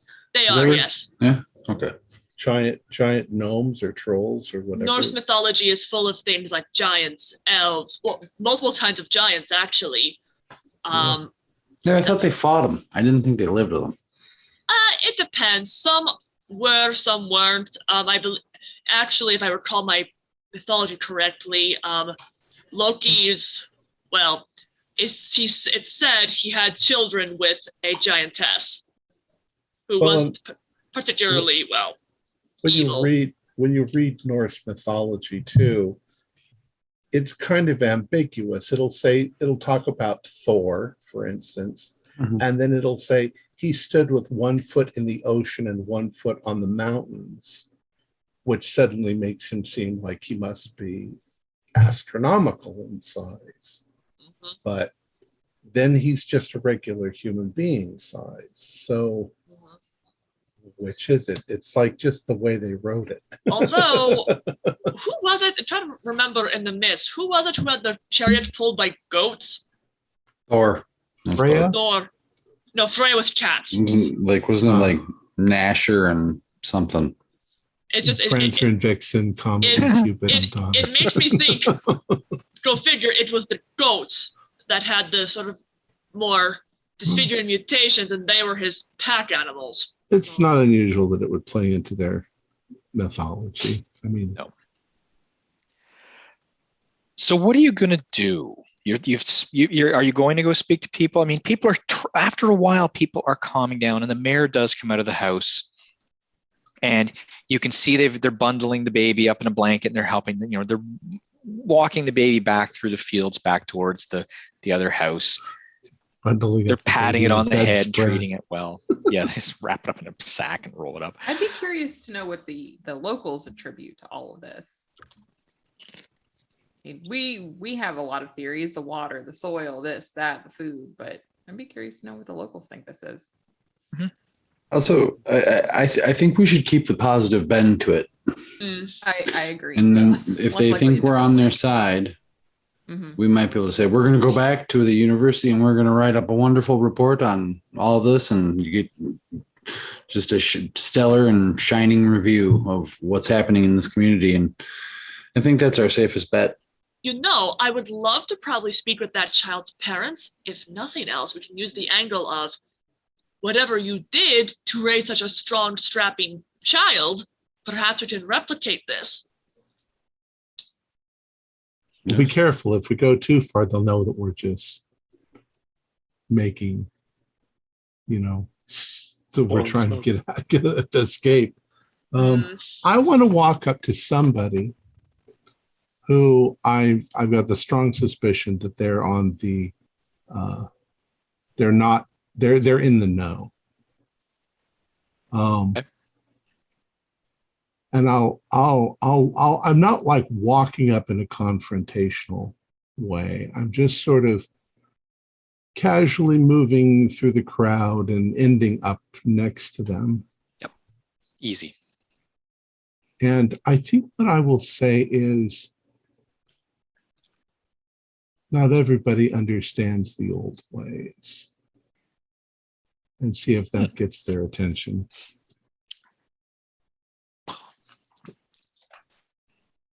I was giving you a chance. Oh. He looks at you and he says, well, the old ways are just the old ways. We have our ways now. But sometimes we find that there is wisdom in the old things. Interesting way of looking at things. And he's still looking at you kind of like, what do you think of the rather large baby? Things grow big now sometimes. Bounty from a blessing. Yes. Are you one of the farmers? You have one of the lots? Yes. Yes, I am. He tells you his name is his name is Sture Eriksson. Some great names. Fine, great old name. Yeah, Sture. You know who we are. We're from the university. Yes. And we hope you are not going to cause problems for us. We don't want to cause problems. We actually came to see if we could find out what it was that was making your bounty so hard, your harvest such a bounty. If we can isolate it, we can spread it, and we can make. I mean, there are people who are starving in the world. If we could make people, his eyes light up at what you're saying. Mm-hmm. And he brings a friend over, one of his friends. He says, tell him what you just told me, please. Well, I said that we're here to identify and analyze the soil and so forth to see if we can find what it is that's causing your bounty so that we can hopefully feed the world with it. His eyes light up. The other guy's eyes light up. They're like, this is a friend. And he brings you over to meet some others. And he says, he repeats what you've said. So this is a friend. This is a friend. And then the others, they keep saying it. They keep bringing you to other people. And other people are coming over. And this is a friend. This is a friend. And they're like, all of a sudden, their attitude changes. They are not apprehensive of you now. They're welcoming you. Now I'm more terrified than it's like you've recognized, you've alleviated their fears of you. And they are thinking that you are one of them. And they offer you some fruit. No. But they're quite impressed. Now, to speed it up a little bit, what is everyone, each of you, I'd say the mayor has his keys in his hands or his pocket. So I think we should wait for the festival to end and then just leave with the mayor. Okay, because the mayor does come over to you and he says, I hope things are better now. And he sees you, Tom, coming back from speaking to Froggy coming back. Your name's not on your thing. Froggy coming back from speaking to the others. And he says, I see you've made some friends. This is good. This is how we build community. I would love for you people to come and work with me on a new endeavor I have. On a new endeavor? Mm-hmm. I have been speaking to the people who own the land to the west. I have a deal in place. Now that we've made this arrangement with the canning companies to sell the produce from the farms, I would like to expand the community west, double or triple it in size. And this could be amazing. We could test farms, experimental farms. produce for the world, to feed the country and then feed the world, to develop, gather seeds. I want to invest in this, and I would love to have you people come work for me. Well, perhaps it's a bit premature. We need to do some testing. Of course. I would fund it. And this is what I was telling my brother just yesterday, that if you were successful in your investigations, I would happily, with my and my investors' money, fund your research and fund this potential bounty for the world. So everything becomes a party. He's just so happy. He's bringing you and meeting people, introducing you to people. And the day is you try to get away from people to look at things or to think about things, and everybody's escorting you around, and they're treating you well, and they're feeding you. And you of course, they're not making you eat anything you don't want to eat. It's not like that. You witness games, you witness events, you witness contests where these giant pigs that are just suckling pigs still, but they're big. They're like a 200-pound suckling pig, which is the size of a adult boar. They treat you very well throughout the day, and it gets time as the night starts to wear down. It gets close to 6. The barbecue, the food is plentiful. Again, it's nothing but plentiful. And they have speeches thanking everyone for their hard work through the year, thanking the mayor, thanking the pastor. And you haven't seen the other pastor. You just assume he's gone home, but you haven't seen him throughout the day. And at 6 o'clock, they start to light the fire preparations, because the sun goes down 7:30 or so, and they want to get the fire going before dark. So they get the fire lit just as the sun is setting, and it takes a while, but it becomes this massive bonfire, and people are singing songs and they're making speeches, and then yes, as Professor Delacour asks, the hooch comes out. Yes, they bring out some Scandinavian, Swedish flavored wines and fruit wines, and they bring out vodka, essentially the equivalent of vodka, their drink that they prefer. And not everybody drinks, of course. I mean, you do note that the people who are like the more pious, the ones that hang around with the pastor, they don't seem to drink so much at all, if at all. So the fire's going away. What do you do now? The fire, it's dark. The fire's going. The mayor's sitting with the pastor by the fire. The Browns are sitting with them. Everyone just seems to be enjoying the fire. And then the bones they're starting to roll out and put the bones on the fire too. They haven't done it yet, but they're rolling out the wagon, uncovering it. People cheer. I asked the mayor. I say, "Are you heading back tonight? Your wife?" Yes, I am. Yes, absolutely. Right. He's not drinking. He says, Right. I think that we'd all like to go with you. Certainly. And he says, I'm heading back. I'm going to drop the Browns off at their house because they're older, and they certainly probably don't want to walk that far. And you look over, Mr. Brown's tippling away, and so he probably shouldn't be walking in the dark. Yes, I'll drop the Browns off when this is over, and I will pick up whatever you have at the cottage, and we'll head back to town. I can even phone ahead from the Browns and make sure the hotel stays open long enough for you to have a room for the night. Right. That will be good. Thank you. Excellent. So it's now. Yes, I appreciate the work you've done, and I hope we can work together after you finish your research. This is going to be a wonder for the world and for our country. And they roll out the wagon, and all the men from the community come one by one, and they grab a bone. And the peak is sort of dropped down to be more of a mound now, and it's lots of embers. And they sort of a contest to see who can throw the bones farthest into the fire. Anybody wish to partake of that? Mm-mm. No. They invite you if you want, especially the men. No, thank you. The mayor tries, and he's like, it's like seeing a typical politician throw a ball at the baseball game, and he sort of throws it up into the stands instead of to the catcher. He misses, and they pick it up and throw it in for him. So it's just people throwing the bones in, and the bones start to sizzle, and the whole area starts to smell of roasted meats all over again. Nice. And everything seems to be going well. And then from the east, you hear a roaring sound, and then a second roaring sound. Smell. Over the sound of the fire. I mutter under my breath. What was it called? Sundew. Yeah, sundews don't roar. They're plants. What is it?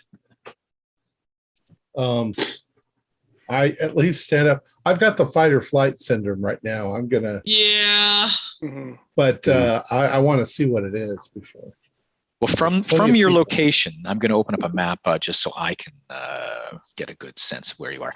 You can actually see from your location toward in the distance where the water is and where the forested area was, where the impact zone was. Coming from that location, in the woods, you see a gout of flame. This monstrous gout of flame up through the trees. Huh? And then you see another off to the side where it's almost like something opens and fire comes shooting out of it and it closes again.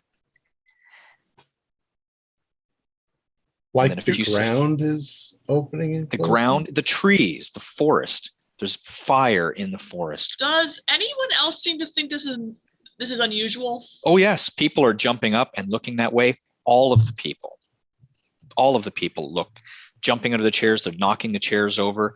People are grabbing their children and they're watching. And then a few seconds later, something bursts out of the forest. The forest area is now burning. And the ground in front of the forest, you see another gout of flame burst forth and hit the ground. And off to the side, something opens and fire comes leaping out of it in a ball and hits another area of the ground. And another field, a section of the field is now on fire. Run. Can't hear you. Yeah, you're muted. You can't. It's too loud. The crowd is too loud. You couldn't hear her. That's why. Everyone's screaming. Run. I think I'm automatically running back up the road towards. Yeah, I'm running. Okay. To give you guys a sense of where you are, you are in this area here. This is where the bonfire was. The fire started in here. The forest is burning. Then flames shot out in this area and in this area. And you can see the field, even though it's been plowed under, there's still, stalks of corn or wheat and grasses and such. It is now burning in white and orange fire. Yeah, run. So we're running back towards, Yep. So you're running away. Others are running as well. There's a crowd and you're banging into people and you're having trouble getting through the crowd where you want to go, as everybody is running in various directions. So the mayor is jumping in his car and he says, we should go. I agree. Yeah. Yes. Yes, jump in now. He's trying to start it. And you get in the car and instantly you see people crowding around the car like they're trying to get in the car as well. And people are trying to shove their babies through the window, or children in through the windows and such. So the car is immobile. There's just such a crowd of people, and he can move forward an inch at a time or a few inches. And then another gout of flame shoots forward, and it's getting closer now. That lot, the first lot away from you, is on fire, and you can see two shapes in the fire. And you can't quite see them very well, but you see one of the shapes is carrying something that looks like a small tree on fire, like a torch, and is slamming it to the ground. And when it slams it to the ground, fire shoots forth like a cone. And the other creature, whatever it is, it's flying. So you all have to make a sanity roll. Okay. Because these are flying creatures in the air. 95, so no. I just made it. Like right on. I'll spend 6 left to make it. Okay. And I am hopping out of the car, Same here. Getting out of the car, just dashing. I'm running. What's the sand loss? It's a significant sand loss. You lose 7 points of sanity. For those of us who make it or failed? Fail. Okay. You make it, you lose. Well, I'm sorry, I'm choking on popcorn as usual. Hold on.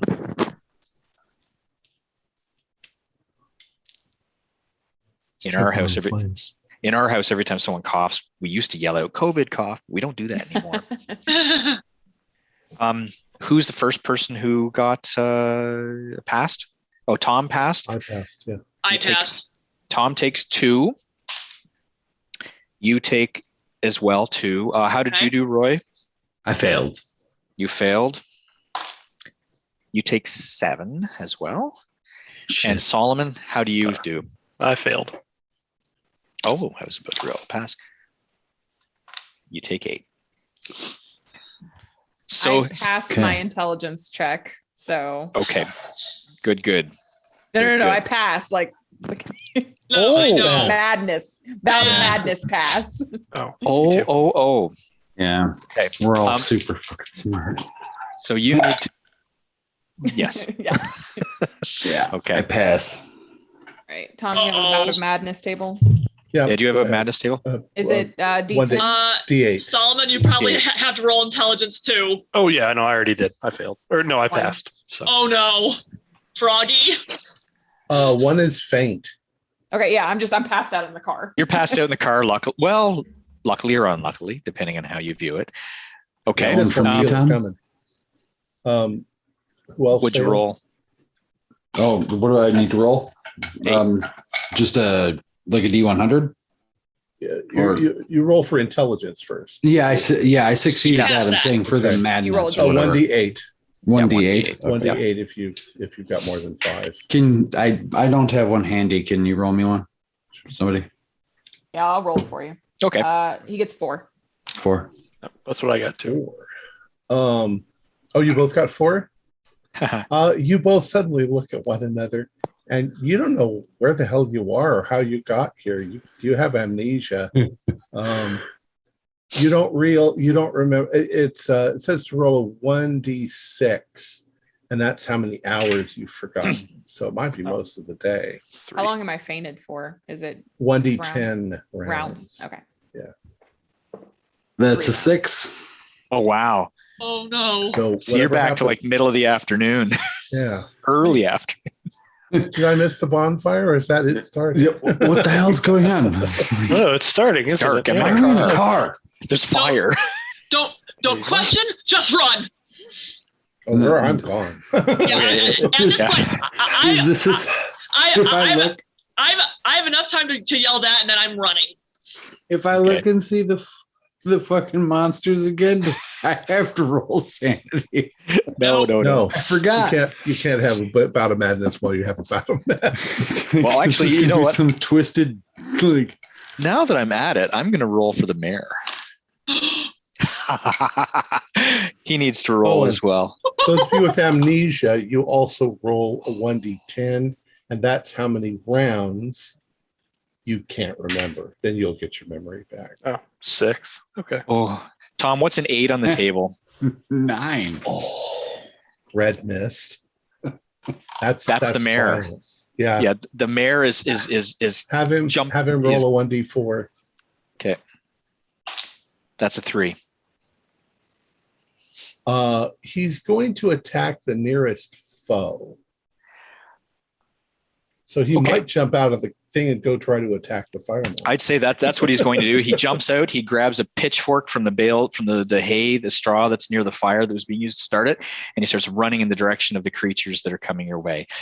I'm the mayor of this town. Yeah. What the hell? Be gone, creatures! Do we- He's yelling. He's yelling in Swedish, though. As we're running, I sort of look back and see him do this, grab Froggy, and I'm just like, car, I'm now! gone. No, I'm gone. Yeah, Froggy's taken right off. I'm halfway to our cabin. Well, actually, you know what? Screw it, I'm still running. Now, Louise is still in the car. With you, You guys two. have just abandoned her. Oh, well, Roy and Solomon, they're like, what the heck's going on? We lost like 6 hours. Where? What? What happened to Louise? Why You are there guys- all these you guys people see- on the car. Froggy, Ingrid, and the Why are we in mayor the just car? jumped out of the car. Louise is unconscious in the back. You don't know if she's been drinking or what. She just, looks like she's just sleeping soundly. I assume. And, we'll run.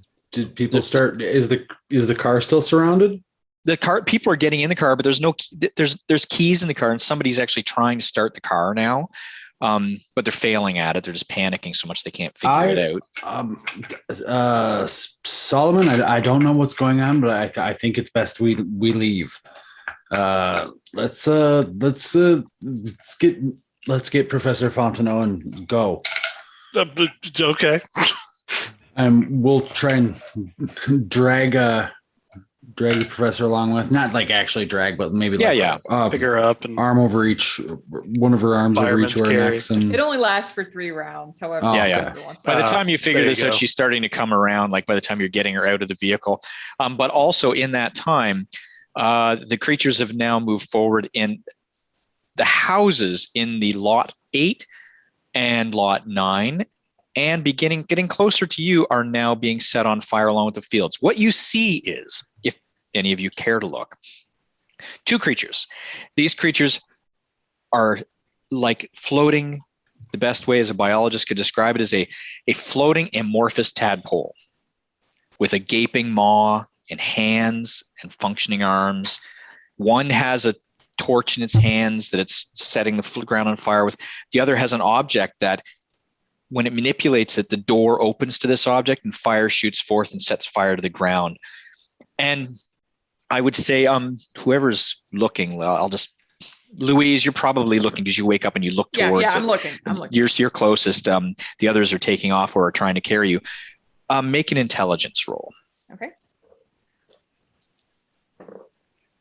36, that is a hard success. You just realize these creatures are burning down the path that you had already mapped out on your map of the soil where the crops were growing large.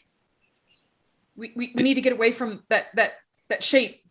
Any area that was in that shape on the map, we need to get away from that and just go. So like maybe a perpendicular, off to the side kind of, to get away from that area.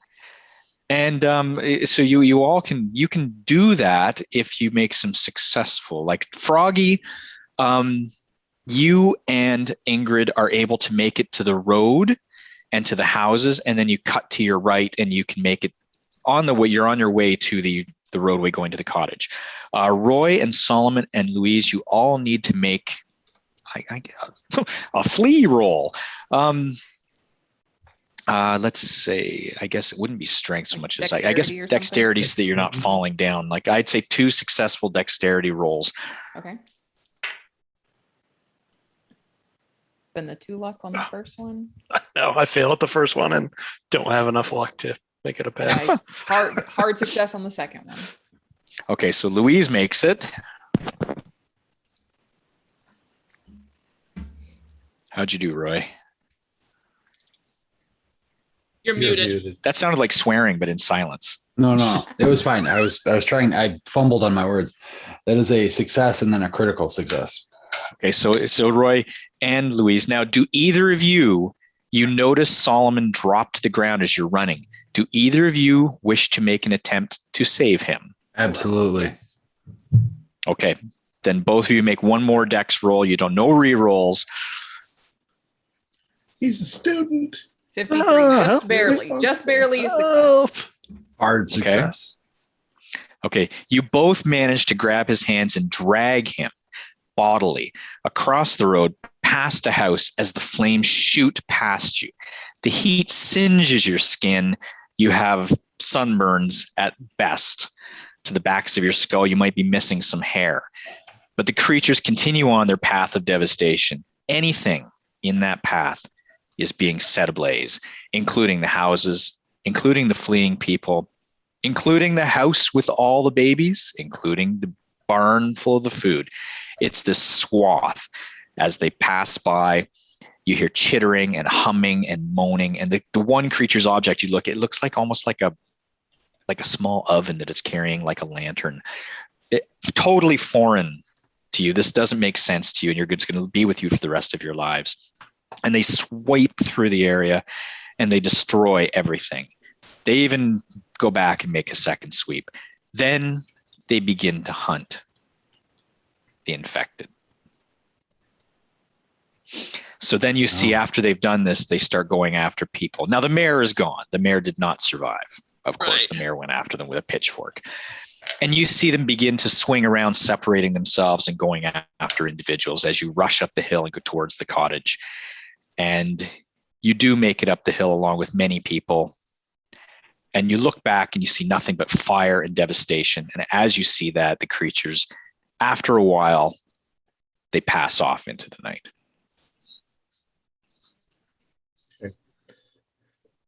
After a while, I'm no longer in Michigan. I'm still running. Minnesota. I'm in yeah. Canada now. You're now in Canada. You're never going back. I get to the Great Lakes and I start swimming. I'm probably, if it's possible, I've run all the way back to Duluth, going back to my parents' house and never coming back out of my room. So you have, that's it. You've survived. That's the end of it. So do you want an explanation? Yes, please. Yes, please. It's very confusing, I'm sure, but it will make sense. There were a few things, Roy, had you not made your Constitution roll, you would have eventually been one of the infected because you're the only one who actually ate the raw fruit. I was kind of hoping you would fail it because it doesn't. I thought I was infected you right away. Like when you said the infected part, I was like, okay, here it comes. I'm gonna fucking die. But if you that's actually what would have happened. The creatures would have gone after all of you because you were together, But what happened was this: all right. 2 years previously in the autumn, a comet crashed Earth. Now, it didn't hit the atmosphere dead on, or it would have just exploded.